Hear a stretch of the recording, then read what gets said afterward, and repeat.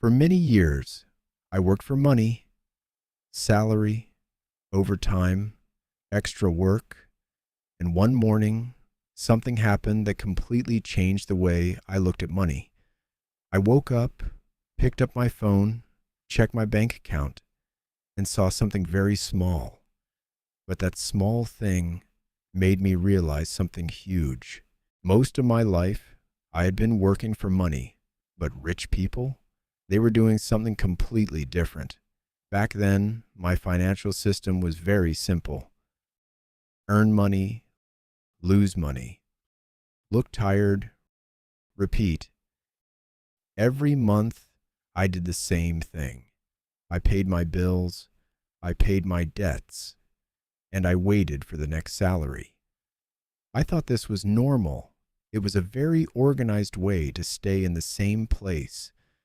Then one day, Warren told me something I never forgot. Let me tell you a story. John made a lot of money, and every time he made more money, he bought a bigger life, better car, better house, better restaurants. John was not getting richer. John was getting more expensive. Tom worked for money, and the bank took most of it. House loan, car loan, credit cards. Tom was not working for his future. Tom was working for his past. That sentence hit me hard when I finally understood it. Because it turns out, buying things you cannot afford today has a very disrespectful habit of showing up in your tomorrow. Tom was a good man, responsible, hardworking, careful.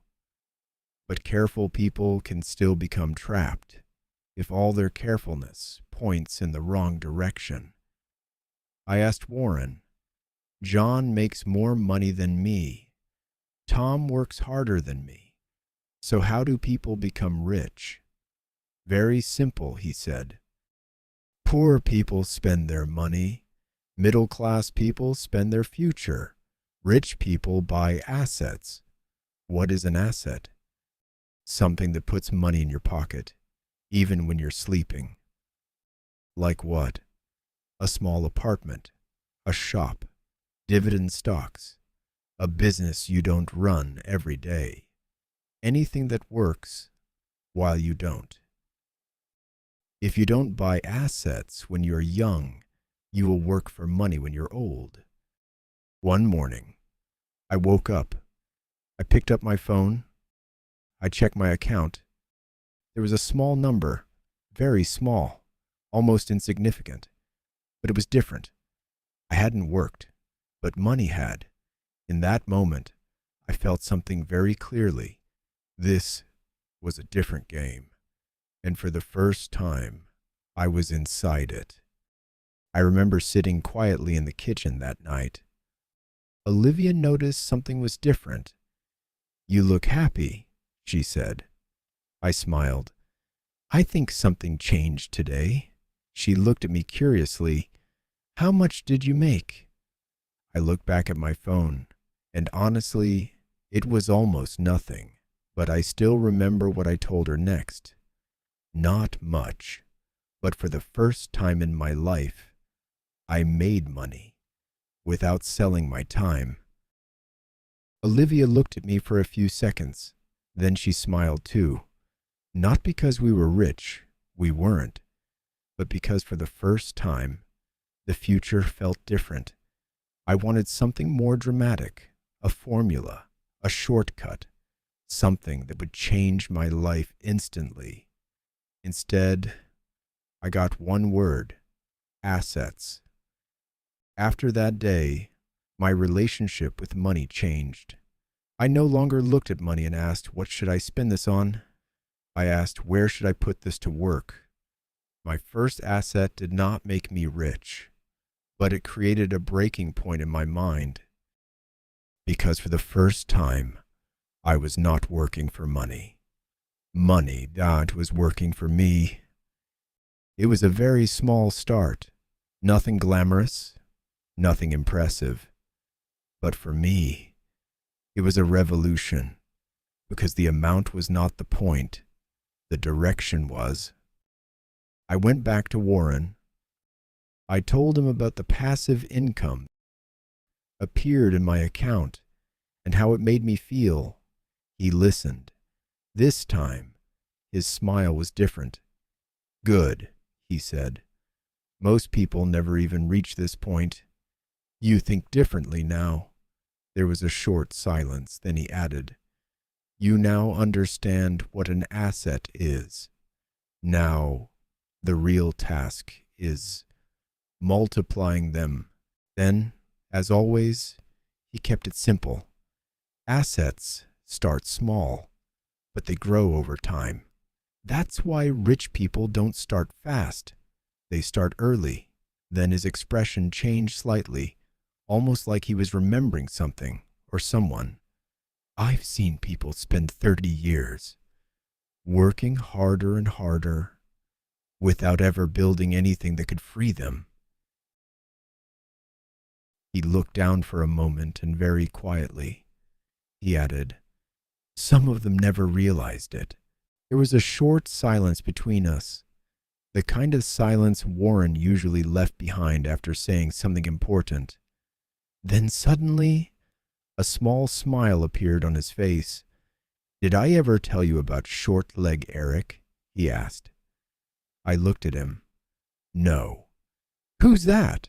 Warren smiled a little more this time, almost amused by my curiosity. That, he said, is a story for another day. I laughed quietly. Great, I said.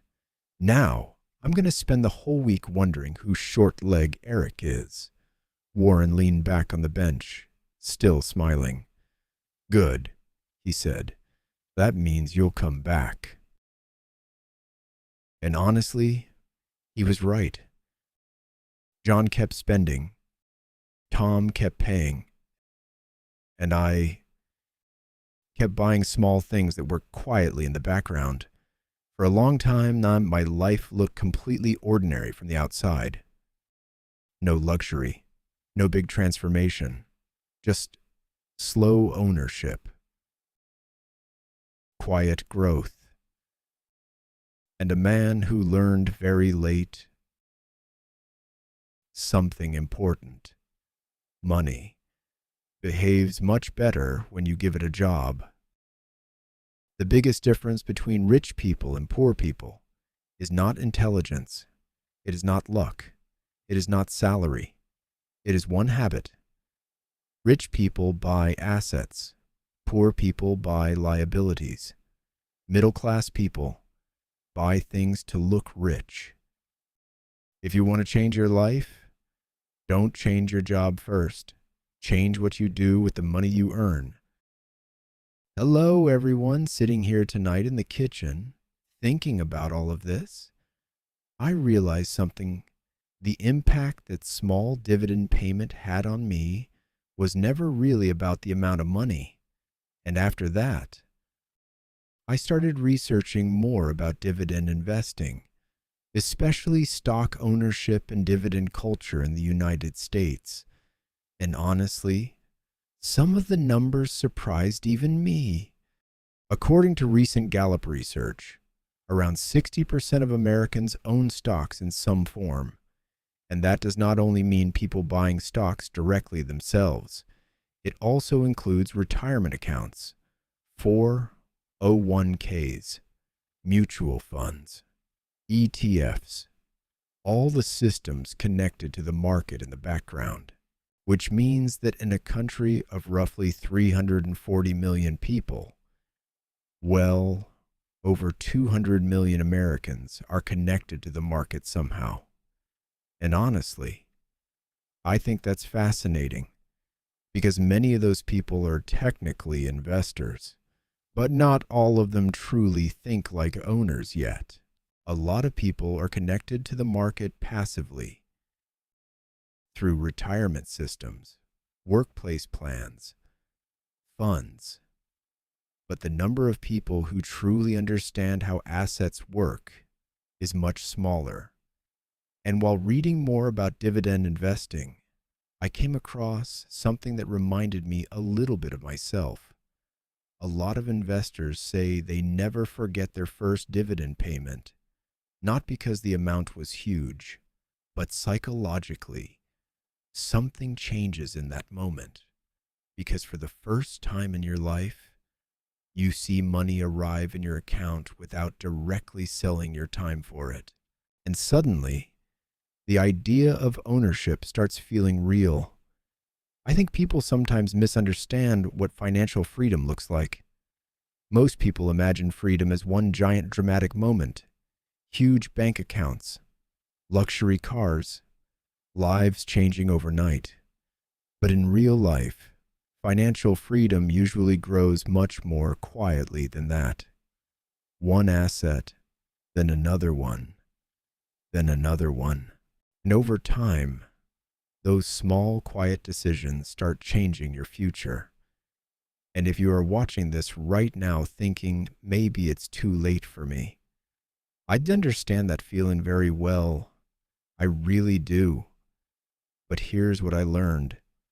Life becomes much harder when you convince yourself not to begin at all. You do not need to transform your entire life overnight. Most financially free people build freedom slowly, quietly, patiently. Anyway, that's all from me tonight, friends. Olivia and Leo are asleep upstairs. The house is quiet, and I should probably get some sleep too. I'll see you in the next episode. Goodbye.